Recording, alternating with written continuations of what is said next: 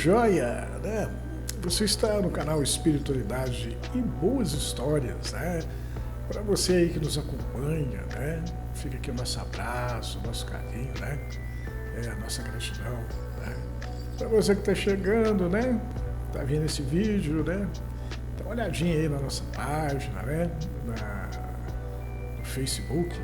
Dá uma olhadinha também no nosso canal. Tá cheio de boas mensagens. E de repente você se empolga, deixa seu like, né? Se inscreve no nosso canal. Bom, estou aproveitando, né? Final do ano chegou, né? De 2025, entramos em 2026. Então, a gente disponibilizou o livro, né? Feliz Natal 2025 com Espiritualidade e Boas Histórias. Esse livro tá ótimo, né? Ele é gratuito, é só você entrar no Facebook em arquivos, né? E baixar ele em PDF, né? São 25 boas histórias. Eu falo boas histórias, mas são ótimas histórias. Tem histórias maravilhosas, né? Histórias que foram acontecendo no decorrer do ano de 2025, né? Enquanto a gente caminhava, né?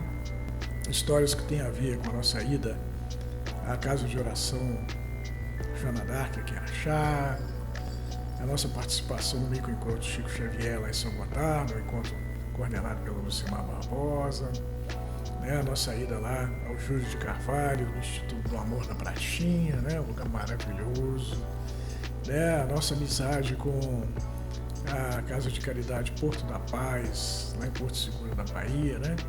E a gente andou fazendo um trabalho, inclusive, né, com amigos espirituais que mexem com a área da cobrança de impostos, né, que rendeu um livro chamado O Cobrador de Imposto, né? Muito legal, que é um livro que conta histórias de fundo espiritual que tem a ver, né, com o tema da espiritualidade. Está em todo lugar, né, em todas as situações, profissões, a nossa realidade e a realidade espiritual se entrelaçam, né? Não há como uma viver sem a outra, né? Então eu queria que você desse uma olhadinha no nosso livro de Natal, né? Lá no nosso livro de Natal, a gente recebeu uma mensagem muito linda que introduz o livro, né?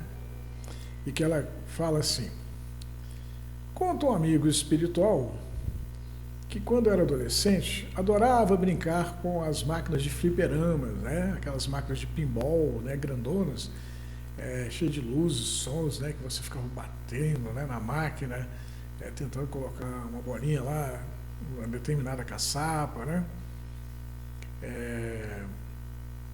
Ele continua, né? Máquinas de fliperama, aquelas que, para funcionar, você tinha que colocar uma fichinha, né? Você tinha uma fichinha, colocava dentro de uma caixinha e a máquina ligava, né? Algo semelhante a uma moeda, né? E que depois que as máquinas desapareceram, né, ele guardou uma moeda de fliperama que ele carregava como se fosse um tesouro, né? Era a sua moeda da sorte. E as máquinas acabaram, não tem mais por aí. O cara guardou a moedinha, né? O tempo passou, nosso amigo tornou-se adulto, responsável de terno e gravata, focado em seus próprios interesses e alienado do resto do mundo, assim como somos todos nós, cujo maior amigo passou a ser o celular, né? Quando lhe pegava no pé, advertindo que ele não viveria para sempre e um dia haveria de acertar as contas com a vida, ele ironizava a crença de quem o criticava, né? E ria respondendo que esse acerto de contas nunca chegaria, pois depois desta vida não havia nada, apesar das advertências dos inúmeros textos sagrados que diziam o contrário, das várias religiões e da multidão de religiosos que pareciam existir só para que ele não se esquecesse de que a vida após a vida era uma possibilidade, né? Bom, o Natal estava próximo, né? Quando ele passou por um homem que esmolava, parado à porta do restaurante e que nosso amigo ia almoçar. E, revirando os bolsos em busca do que dar ao mendigo, só achou a moeda da sorte, já que pararam de usar dinheiro, né? Usando apenas o cartão de crédito no lugar, né? O mendigo fez aquela cara triste de quem compreendia a situação do nosso amigo, que entrou no restaurante e pensou enquanto se servia, talvez sensibilizado por aquela época do ano, que costumamos olhar em volta, né, tirando o foco do nosso próprio umbigo. Ah, como vou sentir satisfação, enchendo a barriga, quando o meu irmão passa fome, né? Ele então, após almoçar, comprou uma marmita e entregou ao mendigo, que se voltou para o nosso amigo e agradeceu com um sorriso. Poxa, moço, eu estava aqui com tanta fome, pedindo a Deus que me ajudasse, e não é que Deus vai matar a minha fome através do Senhor? Nosso amigo então fez uma reflexão motivada pela consciência. O mendigo não sente fome só no Natal, mas eu não sinto como eu estou me sentindo constrangido pela consciência ajudá-lo o ano inteiro. É só no Natal, né? É só no Natal que a gente dá marmita para o mendigo com fome. Contudo, a satisfação que experimentei ao ajudá-lo foi tamanha que meu almoço alimentou meu corpo e meu espírito. E não desejo que meu espírito passe fome no ano novo que vem chegando. Então, o que farei para me lembrar que devo ajudar o mendigo, parando de ignorá-lo a não ser no Natal? Ele levou a mão ao bolso, tirou a moeda da sorte e a deu ao mendigo. Fica com isso, pois quando eu passar por você e você precisar de mim, e se eu não reconhecer, me mostre a moeda, que vou ajudá-lo no que puder. O mendigo apareceu na vida do nosso amigo mais algumas vezes, e sempre que o mendigo mostrava a ele a moeda, nosso amigo se lembrava do compromisso que havia assumido com o mendigo e procurava ajudá-lo naquilo que podia. Chegou então o dia do nosso amigo voltar para o lar espiritual, e quando ele abriu os olhos do outro lado da vida, percebeu que estava numa fila enorme, que terminava numa porta em que estava escrito salvação, guardada por um porteiro. O lugar em que estava não era bom, mas adequado para ele em função da lei que reza, que é dada a cada um conforme o merecimento, já que pouco bem ele havia feito para o outro, mesmo podendo fazê-lo, levando uma vida egoísta. A princípio, ele só fazia reclamar da sorte, mas com o tempo foi aceitando a ideia de que estava recebendo o que merecia, já que conversando com as pessoas da fila, viu-se nelas que reclamavam ainda mais do que ele sem qualquer razão.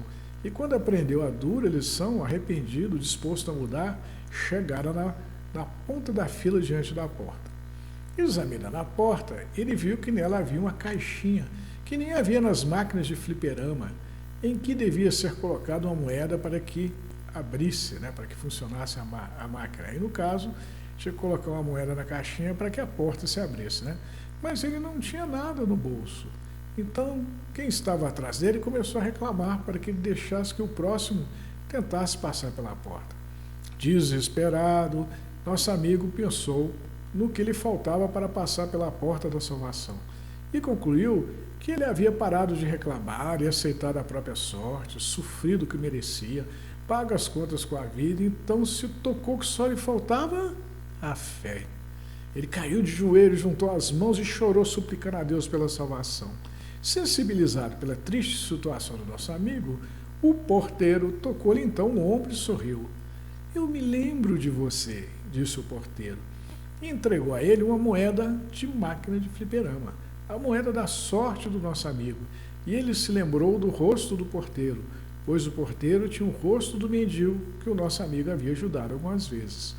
O nosso amigo enfiou a moeda na caixinha da porta, fazendo com que a porta funcionasse igual a uma máquina de fliperama, cheia de luzes e sons, até que abriu. E o nosso amigo atravessou a porta, e quando voltou a abrir os olhos do outro lado da porta, ele viu que havia voltado à carne, pois ele tinha se habilitado a uma nova experiência no mundo dos vivos, onde ele poderia exercitar o que havia aprendido sobre a ciência do amor e a prática do bem, enquanto na fila de espera diante da porta da salvação. E assim adquirir as virtudes que fariam com que ele viesse a merecer o convívio com os eleitos no grande banquete encabeçado pelo divino amigo Jesus, assim como está escrito. Boa história, né? História linda, né? A história que abre o nosso livro de Natal, né?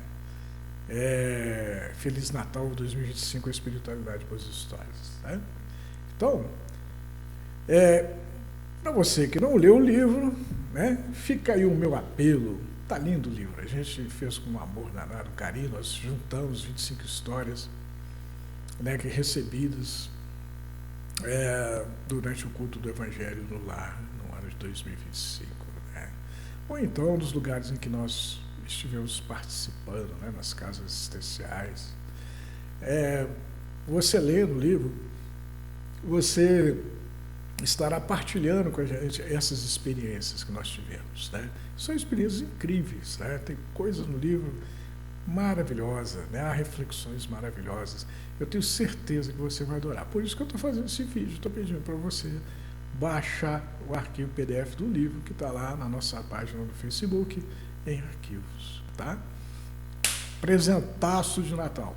Aproveite. Fique com Deus e até a próxima. Boa história.